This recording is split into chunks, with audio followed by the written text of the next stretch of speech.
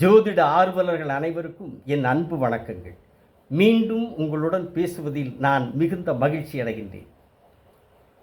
இன்று உங்களுடன் குரு ராகு இணைவு பற்றி பேசுவதற்கு முன்னால் என்னை பாராட்டி கருத்து பதிவிட்ட அனைத்து உயர்ந்த உள்ளங்களுக்கும் என் தலைதாழ்ந்த வணக்கங்களையும் என் நெஞ்சார்ந்த நன்றிகளையும் காணிக்கையாக்கிக் கொள்கின்றேன்.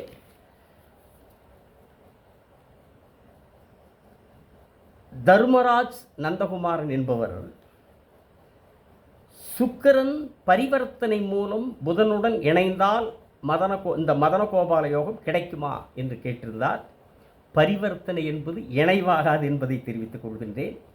அதே போல ராஜேஸ்வரி கிருஷ்ணமூர்த்தி அவர்கள் குரு சுக்கிரன் சூரியன் என்ன பலன், சூரியன் பாதி அசுபர் அல்லவா என்று கேட்டிருந்தார். குருவுடனும் சுக்கிரனுடனும் சூரியன் சேர்கிற போது அந்த பாதி அசுபரான சூரியன் முழு சுபராகி விடுகிறார் அல்லவா. இவை போக சில நிகழ்வுகளுக்கு பரிகாரம் சொல்லுங்கள் என்று பதிவிட்டிருந்தார்கள். நான் சொல்லுகிற பரிகாரம் நமச்சிவாய வாழ்க நாதன் தாழ் வாழ்க, நமச்சிவாய வாழ்க நாதன் தாழ் வாழ்க, இமைப்பொழுதும் என் நெஞ்சில் நீங்காதான் தாழ்வாழ்க, இமைப்பொழுதும் என் நெஞ்சில் நீங்காதான் தாழ்வாழ்க, கோகழி ஆண்ட குருமணி தன் தாழ்வாழ்க, கோகழி ஆண்ட குருமணி தன் தாழ்வாழ்க, ஆகமம் ஆகி நின்று அன்னிப்பான் தாழ்வாழ்க, ஆகமம் ஆகி நின்று அன்னிப்பான் தாழ்வாழ்க, ஏகன் அநேகன் இறைவனடி வாழ்க, ஏகன் அநேகன் இறைவனடி வாழ்க என்று சிவனின் பாதங்கள் தொழுவதுதான் நான் சொல்லுகிற பரிகாரம் என்று அன்புடன் தெரிவித்துக் கொண்டு, குரு ராகு இணைவினுடைய சில நிகழ்வுகளை மிக சுருக்கமாக சொல்லுகிறேன். மற்ற எல்லா கிரகங்களையும் நம்ம எப்படி இருக்குன்னு தெரிஞ்சுக்கலாம். இன்னும் சொல்லப்போனால் 280 கோடி கிலோமீட்டருக்கு தொலைவில் இருக்கிற யுரேனஸ்ங்கிற அந்த கிரகமாகட்டும், அல்லது 450 கோடி கிலோமீட்டருக்கு அந்த பக்கம் இருக்கிற நெப்டியூன்கிற கிரகமாகட்டும், இல்லை 590 கோடி கிலோமீட்டருக்கு அந்த பக்கம் இருக்கிற புளோட்டோங்கிற கிரகமாகட்டும், இதுகளெல்லாம் கூட நம்ம இந்த கிரகங்களெல்லாம் எப்படி இருக்குன்னு நம்ம தெரிஞ்சுக்கலாம். ஆனால் இந்த ராகு கேது பூமி 1 மணி நேரத்தில் 1,08,000 கிலோமீட்டர் வேகத்தில், மணிக்கு 1,08,000 கிலோமீட்டர் வேகத்தில் பூமி சுழலுகிறது. பூமியை சந்திரன் சுழலுகிறார், சுற்றி வருகிறார். இந்த பூமி சந்திரனுடைய நிழல்கள், இங்கு இருக்கிற நிழல்கள், அதை நமக்கு எப்படி இருக்குன்னு யாருக்குமே தெரியாது. மாய கிரகங்கள் அவைகள் இரண்டும் மாய நிழல்கள். ஆனால் அந்த மாய நிழல்களுக்குத்தான் அத்தனை கிரகங்களையும் அடக்கி ஆளுகிற ஒரு மகத்தான ஆற்றலை கடவுள் தந்திருக்கிறார். அந்த 2 மாய கிரகங்கள். காட்டுக்கு ராஜா சிங்கம், ஆனால் சர்க்கஸில் ஒரு சாட்டைக்கு கட்டுப்படும். அந்த மாதிரி அத்தனை கிரகங்களுக்கும் ராஜ கிரகம் சூரியன். ஆனால் இந்த நிழல்களுக்குள், ராகு கேது நிழல்களுக்குள் கட்டுண்டு போய் விடுவார். அப்படி ஒரு பிரம்மாண்டம் அந்த நிழல்களுக்கு படைத்தவன் தந்திருக்கிறான். அது ஏன், எதனால்? அதுதான் படைப்பின் ரகசியம், பிரம்மத்தின் ரகசியம், படைத்த இறைவனின் ரகசியம் என்று கூறிக்கொண்டு மிகச் சுருக்கமாக சொல்லுகிறேன். இங்கே குரு ராகு. குரு என்ன? புத்திரத்தை தரக்கூடியவர். முதல்ல அதனுடைய காரணம் புத்திரம் மெயினாக. அப்புறம் அந்த சமூகத்தில் ஒரு நல்ல எந்த அளவுக்கு அந்தஸ்து, பணத்துக்கு மிக முக்கிய காரணம். சரிங்களா? குரு ராகு சேர்ந்திருக்கும் போது கடுமையான புத்திர தோஷத்தை தருவார். எப்போ கிடைக்கும் ஏங்க வைப்பார். மிகவும் தாமதப்படுத்துவார். குழந்தை பிறந்துச்சுன்னு வைங்க, அந்த குழந்தைகளால் பெற்றோருக்கு கெட்ட பெயர் ஏற்படும். கடுமையான அவமானங்கள், கெட்ட பெயர்கள் ஏற்படும். அப்படிப்பட்ட ஒரு குணநிலைகளில் அந்த குழந்தைகள் வளரும். நீங்கள் பெற்றோருக்கு வந்து குழந்தையினால் என்ன கிடைக்கணும்னு திருவள்ளுவர் சொல்கிறாருன்னா, ஈன்ற பொழுதின் பெரிதுவக்கும் தன்மகனை சார்ந்தோன் என கேட்ட தாய். நீங்கள் பெற்ற இந்த அம்மா பெற்ற அந்த குழந்தை பையனோ பிள்ளையோ நல்ல பண்பு நிறைந்தவர்கள்னு ஊரலகம் சொல்கிறப்போ, அந்த குழந்தை பிறந்தப்போ இருந்த மகிழ்ச்சி விட அவ்வளவு மகிழ்ச்சி கிடைக்குமாமா. மகன் தந்தைக்கு ஆற்றும் நன்றி இவன் தந்தை என்னோற்றான் கொல் எனும் சொல். ஊருலகமெல்லாம் அந்த அந்த இப்படிப்பட்ட மகனை பெற்றதுக்கு அவங்க அப்பா என்ன தவம் பண்ணாரோ அப்படின்னு பாராட்டணுமாமா. அப்படி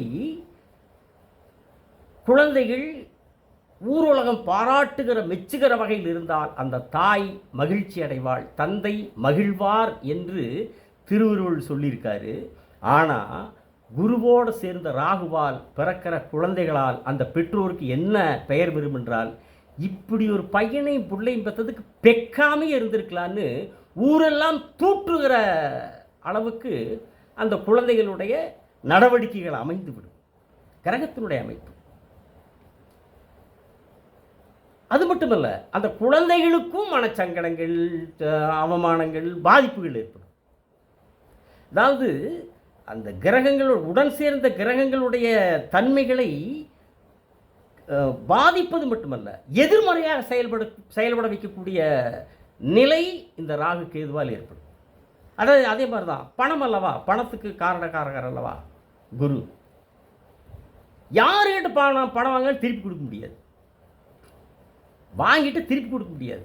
அதனால் பேர் கெடும், சங்கடங்கள், சச்சரவுகள், ஊருக்குள்ளே பேர் கெடும், மரியாதை கெடும். வீட்டு முன்னாடி வந்து நின்று வாங்கினீங்கல்ல, வாங்குறப்ப நல்லா உணர்த்தியாக வாங்கினீங்கள, உணர்த்தி இருந்துச்சுல வாங்குறதுக்கு திருப்பி கொடுக்கும் போது அந்த உணர்த்தி வேண்டாமா? எத்தனை நடம் நடக்கிறது வீட்டு வாசலுக்கு. காலையில் வந்து உங்கள் கதவை தட்டி உங்களை எழுப்பி எங்களை காசு கேட்கறது எனக்கு வேலையை போச்சா? யார்கிட்ட வாங்கினாலும் இப்படி ஒரு நிலைமை வரும்.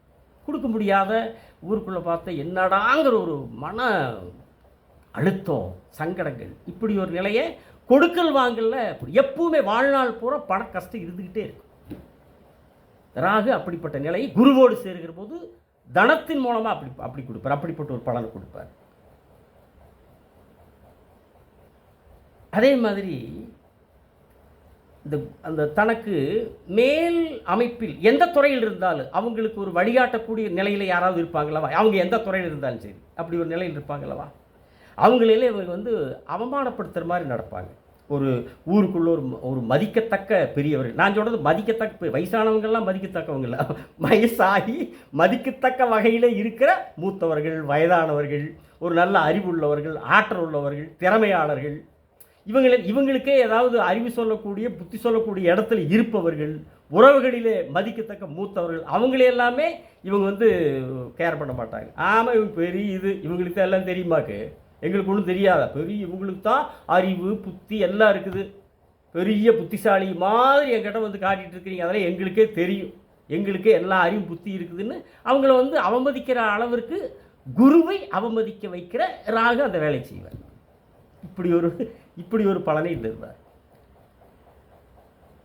இப்படி குரு சார்ந்த அந்த சமூகத்தில் இருக்கிற மரியாதை, அந்தஸ்து, புத்திரத்தில் இருக்கிற தோஷம், புத்திரர்களால் ஏற்படுகிற சங்கடங்கள், பணத்தில் கொடுக்கல் வாங்கல் சங்கடங்கள், இத்தனையும் அந்த குருவனுடைய காரகத்துவத்திற்கு எதிர்மறையாக அந்த ஜாதகருக்கு மன உளைச்சலை, மன சங்கடங்களை ஏற்படுத்தக்கூடிய, அவமானங்களை ஏற்படுத்தக்கூடிய நிலையை குருவுடன் சேர்கிற ராகு தருவார். ஆனால் அதே நேரத்தில் ராகு திசை அல்லது கேது திசை இவர்களுடைய திசை வந்தால் உடன் சேர்ந்திருக்கிற கிரகங்கள் என்ன தர வேண்டியுமோ அத்தனை பலன்களையும் மொத்தமாக தந்து விடுவார்கள், அள்ளி கொடுத்துருவாங்க. என்ன தரணும் குரு என்னென்ன தரணும் அத்தனையும் இவங்க தந்துடுவாங்க, ராகும் குருவும் தந்துடுவாங்க. அவங்க தசை வருகிற போது அவங்க தசை வரணும்.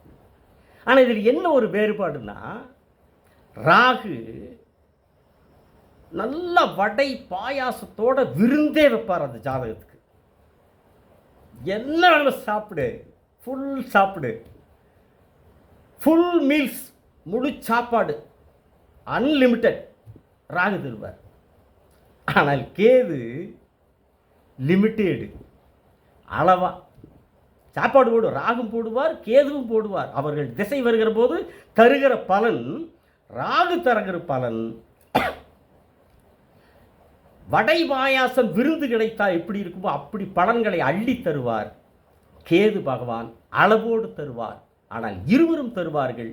இவர்கள் போதும் போதும் என்கிற அளவிற்கு நல்ல பலன்களை ராகு தருவார், அளவான பலன்களை கேது தருவார் என்று சொல்லி அடுத்த காணொளியில் குருவும் கேதுவும் இணைந்திருந்தால் என்ன பலன் என்கிற தலைப்பில் உங்களை சந்திக்கிறேன் என்று சொல்லி மறவாதீர்கள்.